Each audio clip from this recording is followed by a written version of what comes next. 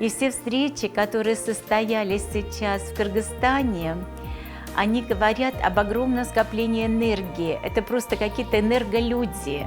В этих людях хранится такой энергосгусток. Их совсем немного сейчас в их стране. Сейчас они ждут рождения 6-миллионного гражданина. Всего-навсего 6-миллионного. Казалось бы, их совсем чуть-чуть. Но в каждом из них такое количество энергии. И я не могу не удержаться от истории, которая со мной произошла в этих горах Тянь-Шаня. Вдруг подскакивают два киргиза, и они все в полосатом. И с тех пор у меня полосатый цвет просто так ассоциируется сразу с этой территорией и с некой темой тайны. У них там все полосатое. Куда бы мы ни посмотрели, все киоски делают полосатыми, полосатые штаны себе шьют. И вот эти два киргиза, от которых я помню только этих коней и эти полосатые штаны, показывают на меня пальцем и говорят: отдайте нам ее за 2 стада баранов. Мальчишки начинают, естественно, говорить: зачем она вам? У нее уже 2 детей, возьмите, у нас другие девочки есть. Нет, нам нужна только она. И тогда они начинают у палатки дежурить, и этих киргизов кормить баранами, затем покупать у них мясо, покупать у них еще что-то. Но в течение всей ночи они как бы торгуются. Затем киргизы ускакали. У меня, конечно, было очень странное впечатление. С одной стороны, это люди энергетики. Это люди, если им что-то надо, они просто это берут.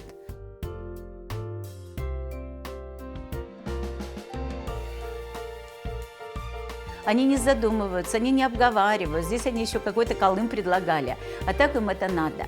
И сейчас вдруг приходят киргизы и говорят: вы знаете, а главные киргизы, они все-таки светловолосые и светлоглазые.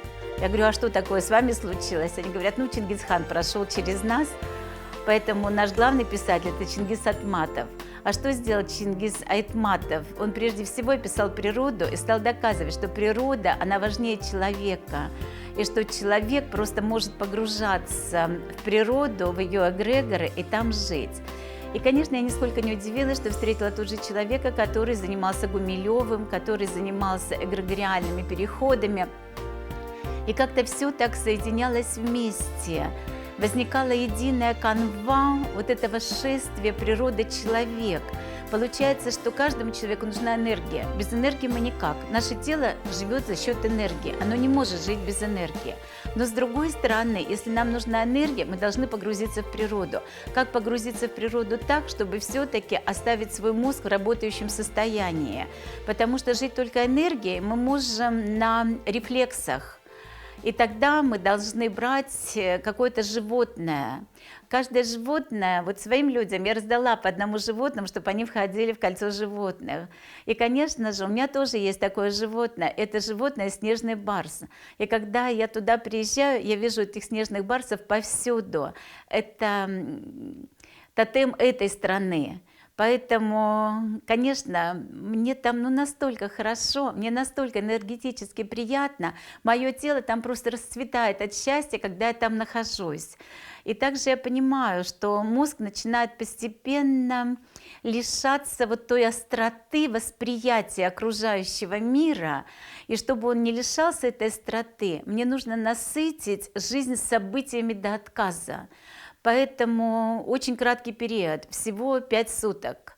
И за эти 5 суток один день был проведен полностью на воде на яхте. Хотя поначалу Иссык-Куль встретил огромными волнами.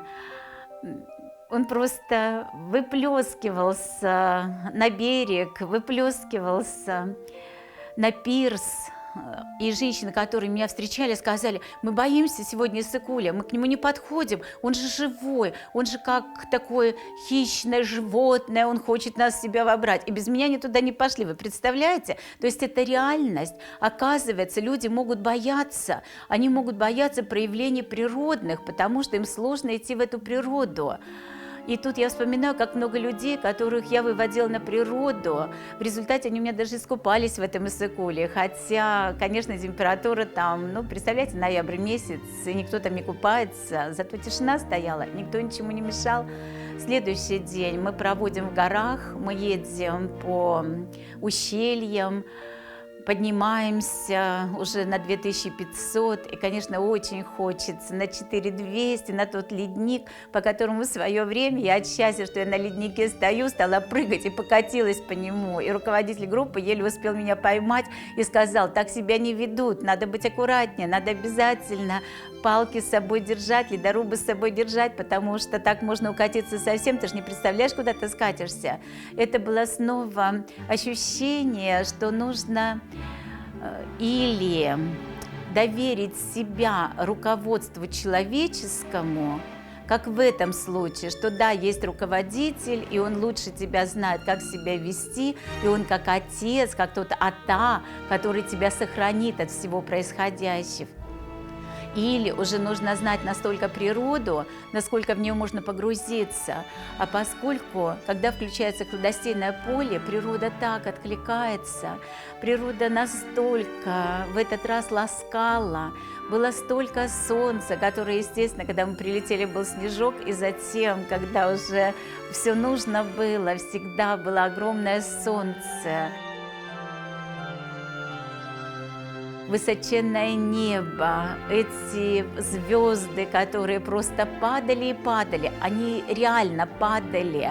Куда бы мы ни посмотрели, мы видели падающую звезду, причем с огромным следом, и можно было загадывать и загадывать желания, и все эти желания вот человеческие, природные. Итак, это озеро я ставлю посерединке на срез вечности, и вечность там берется, ну, так натурально, как будто ты эту вечность трогаешь руками. Но мало потрогать руками, надо же вечность перевести куда-то через мозг. Мозг тоже должен ощутить вечность. И вот эти переходы с одной воды на другую воду, на воду, которую можно потрогать, взять, а вовнутрь себя ее нельзя допустить, хотя очень хочется, она такая бирюзовая, такая красивая, так хочется ее вовнутрь себя, но не получается. Так же, как и с этими людьми, вот с ними встречаешься, с ними очень интересно, они такие все энергетики, с ними начинаешь разговаривать чисто про энергетические вещи, которые их волнуют, про энергосгустки, которые загущаются в виде летательных аппаратов, вот этих тарелок, которые, ну, они очень их волнуют. Они все время говорят, что у них происходят световые явления, интересные явления, загадочные явления, что если вы здесь будете смотреть, то вы обязательно встретитесь с этими явлениями.